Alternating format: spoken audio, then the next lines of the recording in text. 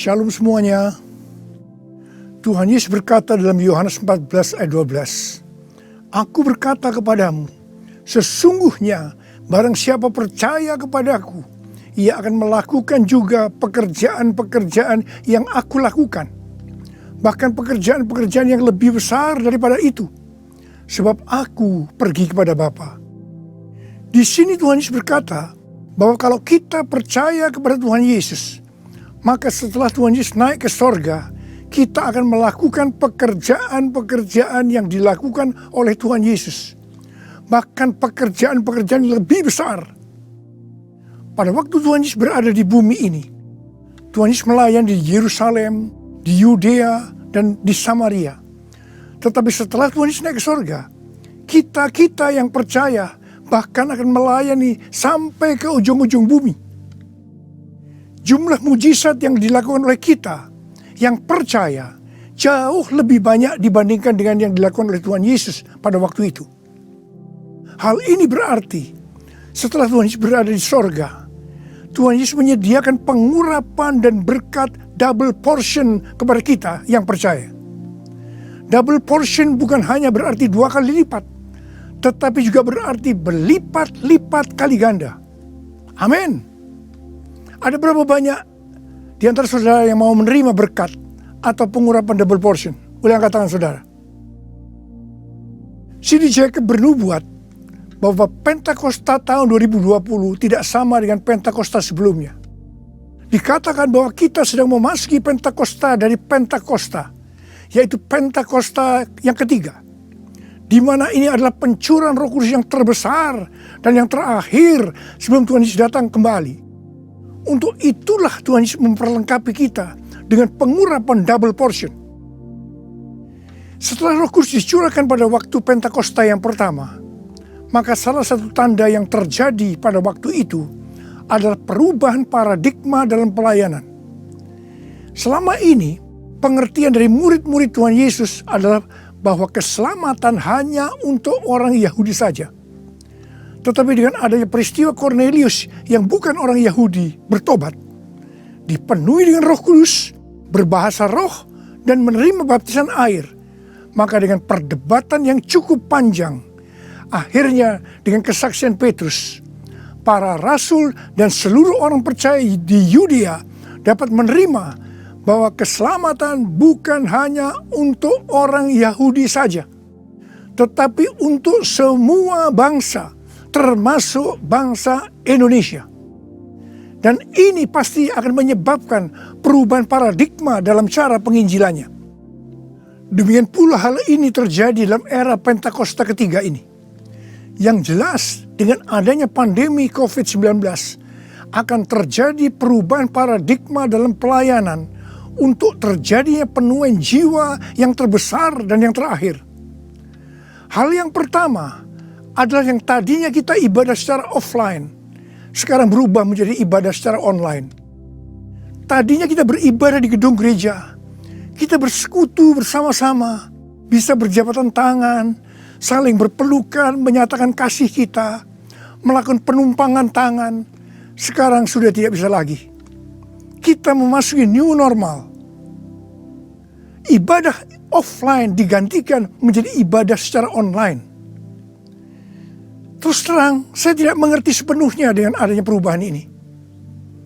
Tapi Tuhan menyuruh saya untuk melakukan seperti apa yang terdapat dalam Yeremia 33 ayat 3. Berserulah kepadaku, maka aku akan menjawab engkau dan memberitahukan kepadamu hal-hal yang besar dan yang tidak terpahami, yakni hal-hal yang tidak kau ketahui. Itulah yang saya lakukan hari-hari ini. Saya percaya justru dengan adanya perubahan paradigma dalam pelayanan ini, pasti akan terjadi penuaian jiwa yang jauh lebih besar dibandingkan pada waktu kita menggunakan cara yang lama. Hal yang kedua, untuk terjadinya penuaian jiwa yang terbesar dan yang terakhir, Tuhan berkata akan terjadi kebangkitan generasi muda. Russell Evans, gembala sidang dari Planet Shaker, Melbourne, pada tahun 2017 mendapat penglihatan tentang Indonesia, bahwa Roh Kudus sedang dicurahkan luar biasa di Indonesia. Dia melihat jutaan anak-anak muda dipenuhi dengan Roh Kudus.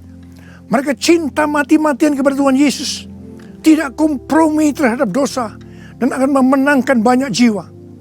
Generasi anak muda ini kita sebutkan generasi Yeremia. Awal Januari tahun 2020, para aras nasional dan para pemimpin Kristen berkumpul untuk membicarakan langkah konkret yang akan dilakukan sebagai respon terhadap komitmen para pemimpin Kristen sedunia di Swiss tahun 2017 tentang misi yang akan dikerjakan bersama-sama, di mana hal ini juga diresponi oleh Indonesia di Brastagi, Sumatera Utara pada tahun 2018. Dengan perkataan lain, ini membicarakan tentang langkah konkret yang akan dilakukan oleh seluruh gereja untuk menyelesaikan amanat agung Tuhan Yesus. Hasil dari pertemuan para pemimpin Kristen awal Januari 2020 itu, bahwa apa yang akan dilakukan ke depan untuk menyelesaikan amanat agung Tuhan Yesus akan menunggu sepulangnya saya dari pelayanan di Brasil. Di Brasil, saya melayani KKR untuk generasi muda yang berusia rata-rata sekitar 24 tahun. Yang diadakan di 3 stadion besar. Jumlah yang hadir sekitar 180.000 orang. Waktu saya bertemu dengan para pemimpin di Brasil, kami sama-sama mendapatkan pengertian bahwa kegerakan orang-orang muda dunia akan dimotori oleh 2 bangsa, yaitu Indonesia dan Brasil. Katakan amin. Sepulang dari Brasil, ada 2 hal yang didapatkan. Yang pertama, gerakan untuk menyelesaikan amanat agung Tuhan Yesus akan dimotori oleh generasi muda. Yang kedua, kita disuruh berpuasa dari tanggal 1 Maret sampai dengan 9 April selama 40 hari. Dan dilanjutkan sampai dengan 30 Mei. Jadi total kita berpuasa 91 hari. Setelah 1 hari kita berpuasa, tepatnya tanggal 2 Maret 2020, Presiden Jokowi mengumumkan bahwa COVID-19 masuk ke Indonesia. Mulai saat itu kita merasakan bagaimana Tuhan memproses gerejanya. Kita dibersihkan, dimurnikan, ditata ulang oleh Tuhan.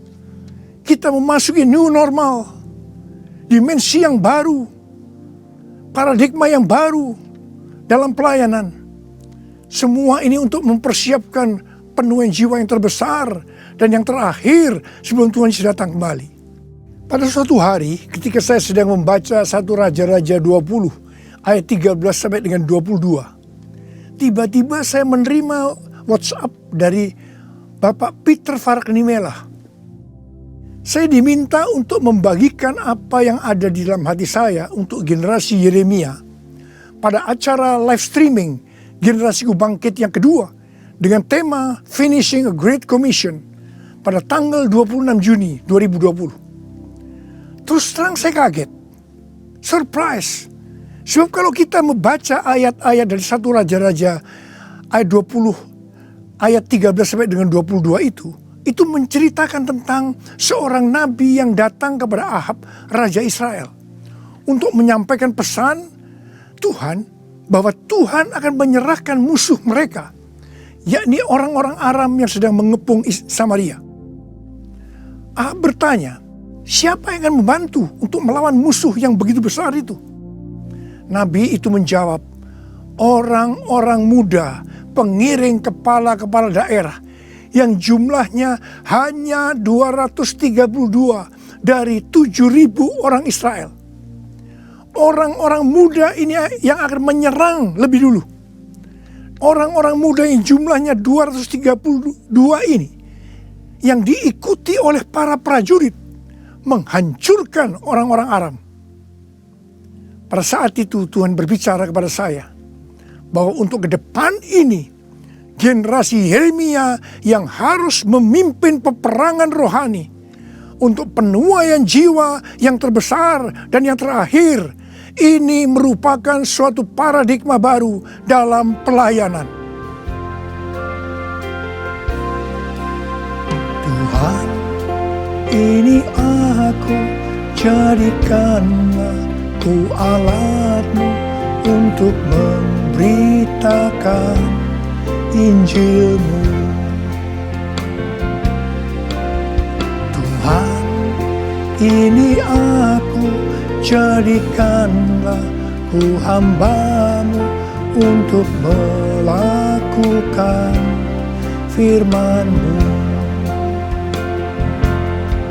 Penuhi hidupku dengan Roh-Mu, agar ku jadi saksi-Mu. Pakailah hidupku dan urapilah untuk kemuliaan nama-Mu. Untuk kemuliaan nama-Mu. Untuk kemuliaan nama-Mu. Menteri Agama memberikan pengarahan dalam pembukaan kembali ibadah secara offline, bahwa anak-anak, lansia, dan orang yang memiliki penyakit bawaan yang berisiko tinggi terhadap COVID-19 dilarang beribadah di gereja. Saya percaya ini bukan suatu kebetulan, tetapi Tuhan sedang berbicara harus ada pergantian generasi. Tuhan seolah-olah memaksa agar generasi lansia mendelegasikan atau menyerahkan tugas mereka kepada generasi muda. Ini merupakan perubahan paradigma dalam pelayanan. Elisa adalah nabi muda yang mewakili generasi muda yang akan dipakai Tuhan untuk tugas yang lebih besar. Pada waktu itu Elia disuruh oleh Tuhan mengurapi Elisa untuk menjadi nabi menggantikan dia. Pertama, Elia melemparkan jubahnya kepada Elisa. Ini berbicara tentang memberikan otoritas menjadi seorang nabi. Yang kedua, Elisa menjadi pelayan Elia. Elia juga menjadi bapak rohani yang mementor Elisa. Elisa sangat setia kepada nabi atasannya, sehingga Elisa dikenal sebagai yang dahulu melayani Elia. Yang ketiga, Elisa terus mengikuti Elia kemanapun dia pergi. Elia ke Gilgal, Betel, Yericho, Sungai Yordan. Elisa terus mengikuti meskipun dilarang oleh Elia. Waktu menyeberang Sungai Yordan, Elia berkata kepada Elisa, "Mintalah apa yang hendak kulakukan kepadamu sebelum aku terangkat daripadamu." Jawab Elisa, "Biar aku mendapat 2 bagian dari rohmu." Elia berkata, "Yang kau minta ini adalah sukar. Tetapi jika engkau dapat melihat aku terangkat daripadamu, akan terjadilah kepadamu seperti yang demikian. Dan jika tidak, tidak akan terjadi." Ternyata Tuhan mengabulkan permintaan Elisa. Dia melihat waktu Elia diangkat. Elisa mendapat 2 bagian dari roh Elia, double portion. Arti daripada 2 bagian roh Elia atau double portion adalah, yang pertama, Elisa sebagai anak rohani yang sulung dari Elia menerima warisan 2 kali lebih banyak dibandingkan dari anak-anak rohani lainnya. Elisa mohon kepada ayah rohaninya untuk memberikan wibawa seorang nabi yang lebih besar kepadanya, supaya Elisa bisa melanjutkan pelayanan Elia. Yang kedua, dalam hal mujizat, Elia melakukan mujizat sebanyak 7 kali, sedangkan Elisa melakukan 14 kali, di mana 1 kali setelah Elisa meninggal, tulang-tulangnya bisa membangkitkan orang yang mati. Peranan Elisa sebagai nabi terhadap raja-raja Israel lebih banyak dibandingkan Elia. Elia sebagai nabi pada zaman Raja Ahab saja. Sedangkan Elisa sebagai nabi dalam zaman Raja Yoram, Yehu, Yoahas, Yoas. Jadi, untuk mendapatkan pengurapan atau berkat double portion, Elisa melakukan hal-hal sebagai berikut. Yang pertama, Elisa menerima jubah Elia, yang artinya mendapatkan otoritas untuk pelayanannya sebagai nabi. Yang kedua, Elisa setia kepada bapak rohaninya. Yang ketiga, Elisa pergi ke Gilgal. Gilgal adalah tempat di seberang sungai Yordan, di mana laki-laki yang belum disunat, mereka disunat di sini. Disunat berbicara tentang lepas dari keinginan daging dan hidup dipimpin oleh Roh Kudus. Keinginan daging adalah maut, tetapi keinginan roh adalah hidup dan damai sejahtera. Roma 8 ayat 6. Sebab jika kamu hidup menurut daging, kamu akan mati. Tetapi jika oleh roh kamu mematikan perbuatan-perbuatan tubuhmu, kamu akan hidup. Roma 8 ayat 13. Yang keempat, Elisa pergi ke Betel. Betel adalah tempat perjumpaan Yakub dengan Tuhan secara pribadi. Kita harus menjaga agar setiap waktu hidup kita senantiasa dipenuhi oleh hadirat-Nya, sehingga kita selalu mengalami perjumpaan dengan Tuhan secara pribadi. Yang kelima, Elisa pergi ke Yeriko. Yeriko adalah kota pertama di tanah perjanjian yang diberikan oleh Tuhan kepada bangsa Israel untuk direbut. Tembok Yeriko roboh setelah sangkakala ditiup dan orang Israel bersorak-sorai. Ini berbicara tentang kuasa dari pujian dan penyembahan. Tuhan menciptakan manusia agar manusia memuji dan menyembah Tuhan. Dalam masa pandemi COVID-19 ini, kita harus banyak memuji dan menyembah Tuhan. Meskipun ini tidak mudah, karena kita melihat keadaan-keadaan yang terjadi saat ini. Kita harus melakukan seperti apa yang Daud lakukan dalam Mazmur 103 ayat 1 dan 2. Di mana Daud berkata, "Pujilah Tuhan, hai jiwaku. Pujilah namanya yang kudus, hai segenap batinku. Pujilah Tuhan, hai jiwaku. Dan janganlah lupakan segala kebaikannya." Memang kita kadang-kadang harus memaksa jiwa kita untuk memuji Tuhan dengan selalu mengingat kebaikan Tuhan. Mungkin ada di antara saudara yang mengalami ketakutan, kebingungan, depresi, terdampak krisis ekonomi, sakit karena COVID-19. Mari kita selalu mengingat kebaikan Tuhan. Saya mau katakan sesuatu kepada saudara. Apapun yang terjadi dalam hidup saudara, apapun yang masalah saudara hadapi, saudara harus tahu satu hal, bahwa Tuhan Yesus itu baik. Dia sangat-sangat mengasihi saudara. Mengucap syukurlah dalam segala hal, enak maupun tidak enak. Sebab inilah yang dikehendaki Allah dalam Kristus Yesus bagi kita.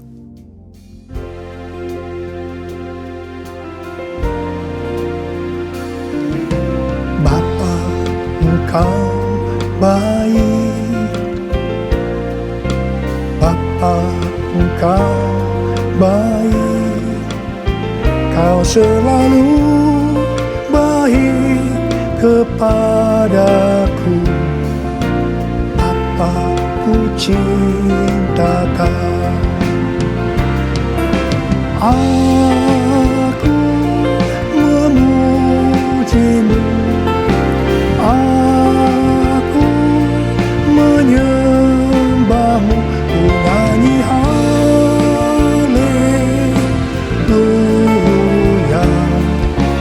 Bapa ku cinta Kau. Bapa ku cinta Kau. Bapa ku cinta Kau. Yang keenam, Elisa pergi ke sungai Yordan. Sungai Yordan adalah tempat di mana mujizat dialami oleh Naaman yang sembuh dari penyakit kustanya. Kunci kesembuhannya adalah kerendahan hati, yaitu dengan bersedia membenamkan diri 7 kali dalam sungai Yordan. Sungai Yordan adalah tempat di mana Tuhan Yesus dibaptis. Roh Kudus dalam bentuk burung merpati turun atas Tuhan Yesus. Terdengar suara dari sorga, "Inilah anakku yang kukasihi, kepadanya lah aku berkenan." Sungai Yordan adalah tempat di mana kemuliaan Tuhan dinyatakan. Sungai Yordan menjadi kering ketika kaki para imam yang mengangkat tabut Allah masuk ke dalam air. Kemuliaan Tuhan ini terjadi karena mereka percaya dan melakukan kehendak Tuhan meskipun tidak masuk akal. Sekali lagi, saya mau bertanya kepada saudara, ada berapa banyak yang mau menerima pengurapan dan berkat double portion? Angkat tangan saudara. Ada 8 hal yang harus kita lakukan kalau mau mendapatkan pengurapan atau berkat double portion. Yang pertama, menerima tugas yang diberikan oleh Tuhan dengan sukacita. Yang kedua, setia kepada atasan kita, pembimbing rohani kita, bapak rohani kita. Yang ketiga, melepaskan keinginan daging dan hidup dipimpin oleh Roh Kudus. Yang keempat, usahakanlah setiap waktu kita dipenuhi dengan hadirat-Nya, agar kita senantiasa mengalami perjumpaan dengan Tuhan secara pribadi. Yang kelima, dalam segala situasi kita harus banyak berdoa, memuji dan menyembah Tuhan. Yang keenam, hidup dengan kerendahan hati. Yang ketujuh, hidup menjadi orang yang dikasihi dan berkenan kepada Tuhan. Yang kedelapan, percaya akan segala perintah Tuhan meskipun tidak masuk akal. Saya mau berdoa agar saudara mendapatkan pengurapan dan berkat double portion. Mari angkat tangan saudara dan nyanyikan nyanyian ini bersama saya.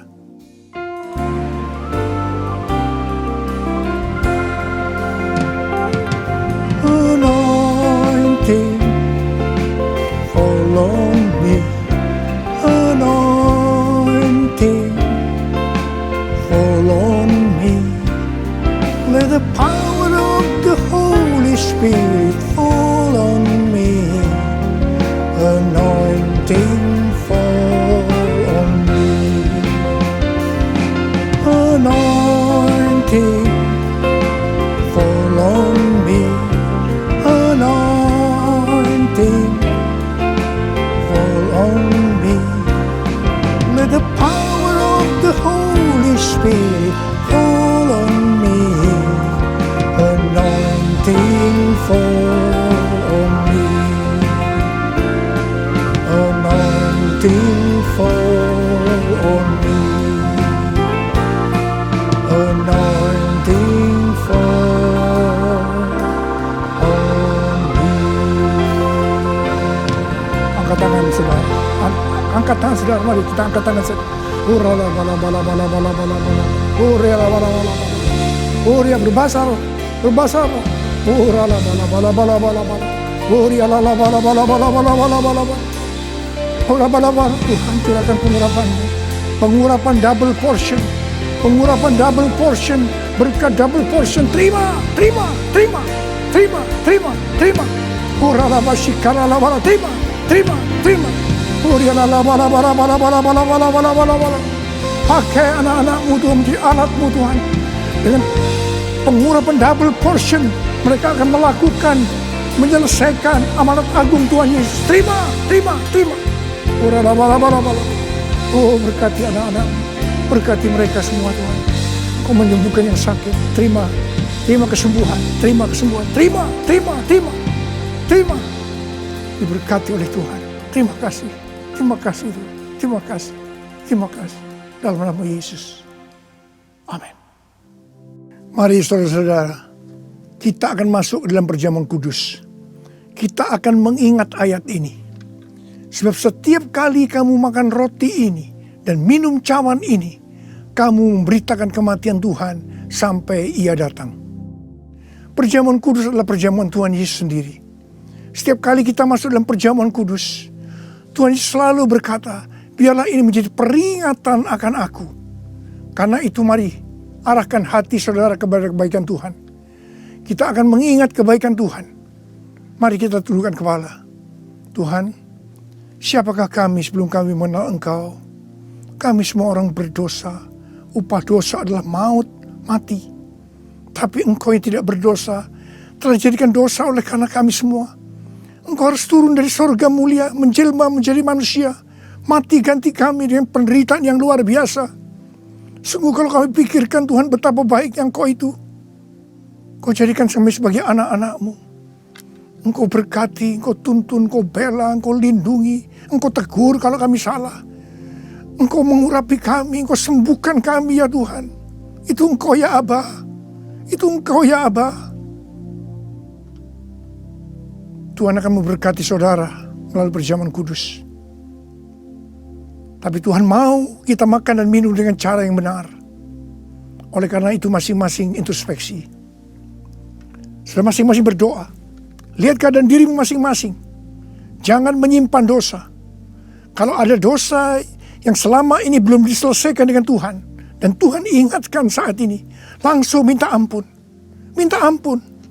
Minta ampun. Ampuni saya Tuhan. Ampuni Tuhan. Ampuni ya Tuhan. Tuhan ampuni anak-anak-Mu. Ampuni mereka ya Tuhan. Ampuni. Layakkan kami untuk masuk dalam perjamuan kudus. Terima kasih Bapa. Kami akan masuk dalam perjamuan kudus dengan hati yang penuh ucapan syukur. Dalam nama Yesus yang berdoa. Amin. Sekarang mari angkat roti di tangan kanan saudara tinggi-tinggi. Sebab apa yang telah kuteruskan kepadamu telah aku terima dari Tuhan. Yaitu bahwa Tuhan Yesus pada malam waktu Ia diserahkan mengambil roti. Dan sesudah itu Ia mengucap syukur atasnya. Dia memecah-mecahkannya dan berkata, inilah tubuhku yang diserahkan bagi kamu. Perbuatlah ini menjadi peringatan akan aku. Sudah dikasih Tuhan. Bukankah roti yang kita pecah-pecahkan ini adalah persekutuan kita dengan tubuh Kristus? Mari kita makan dalam nama Yesus.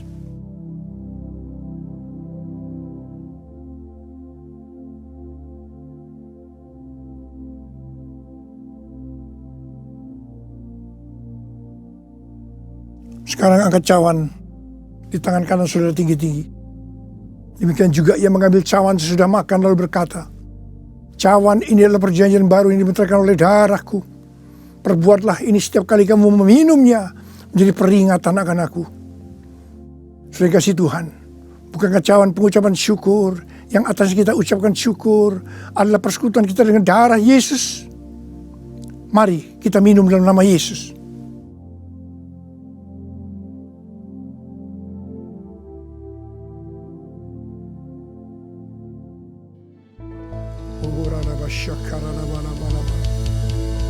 Angkat tangan saudara. Mari ucapkan syukur dengan suara. Jangan diam. Terima kasih ya Tuhan. Kami bersyukur ya Tuhan. Kami bersyukur ya Tuhan. Terima kasih ya Tuhan. Terima kasih. Terima kasih ya Tuhan. Terima kasih buat kebaikan Tuhan. Terima kasih buat kebaikan Tuhan. Terima kasih ya Tuhan. Terima kasih. Terima kasih. Terima kasih. Terima kasih ya Tuhan. Terima kasih. Terima kasih Yesusku, terima kasih Yesusku. Puji syukur hanya bagi Tuhanku. Terima kasih Yesusku, terima kasih Yesusku. Puji syukur hanya bagi Tuhanku. Terima kasih Yesusku, terima kasih Yesusku. Puji syukur hanya bagi Tuhanku. Terima kasih Yesusku, terima kasih Yesusku. Puji syukur hanya bagi Tuhanku. Puji syukur hanya bagi Tuhanku. Puji syukur hanya bagi Tuhanku.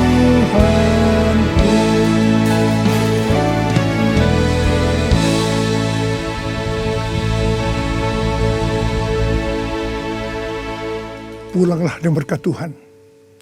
Kasih karunia berlimpah-limpah daripada Allah Bapa dalam Anak yang tunggal, Yesus Kristus. Persekutuan yang manis dengan Roh Kudus menyertai saudara sekalian mulai hari ini sampai Tuhan Yesus datang menjemput kita di awan-awan dan bahkan sampai selama-lamanya. Yang percaya bersama-sama katakan amin.